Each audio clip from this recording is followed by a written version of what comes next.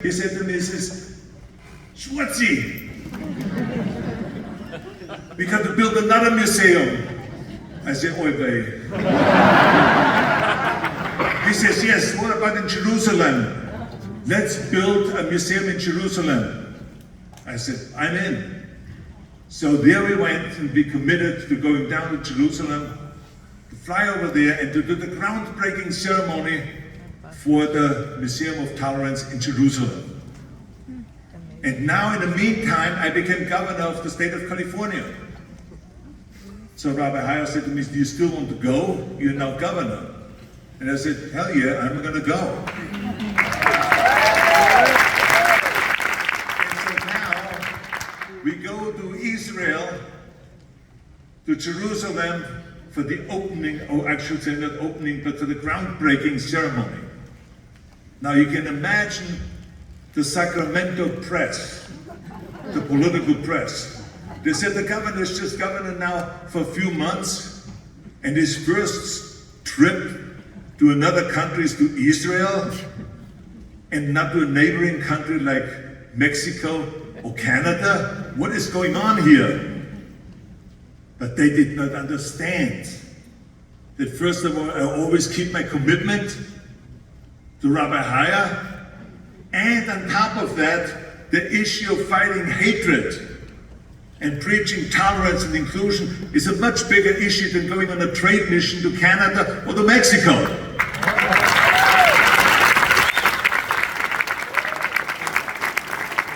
So we had a very successful trip over there, and the rest is history now. 20 years later, it's open. It's open now with all of the archaeological problems that they had, because every time they dug in and they started building, they had another problem of having this historic kind of a finding on the ground.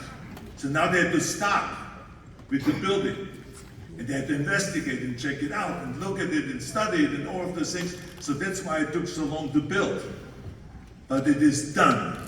And I'm so proud of Rabbi Hayer, because this man, as I said earlier, has done more for tolerance and for inclusion and fighting hatred than anyone else I know. Ladies and gentlemen, I am so happy and so proud to call Rabbi Hayer my very dear friend. So please welcome Rabbi Hayer to the stage here to celebrate with all of you.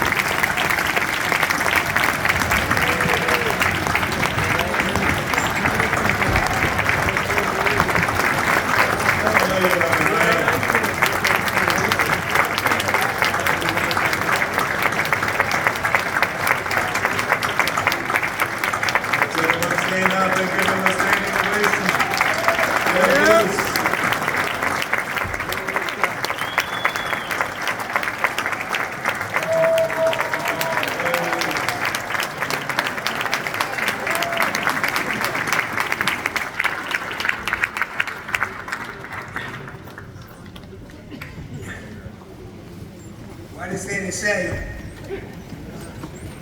Arnold, I can tell you one thing about the Museum of Tolerance. Without Arnold, it would never have happened.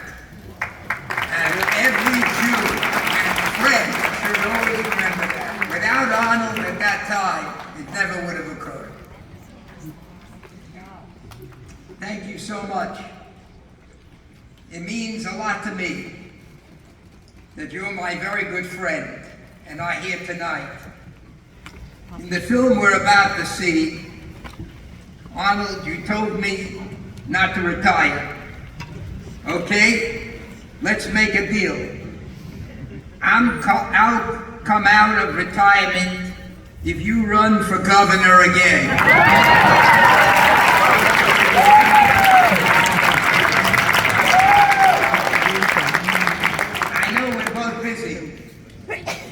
Making movies, and me as co-chairman of the Museum of Tolerance, Jerusalem, one of the most significant institutions ever built in the state of Israel.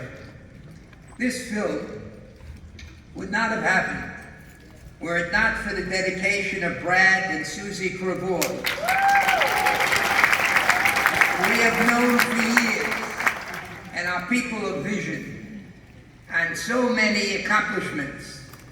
And also to John Key, who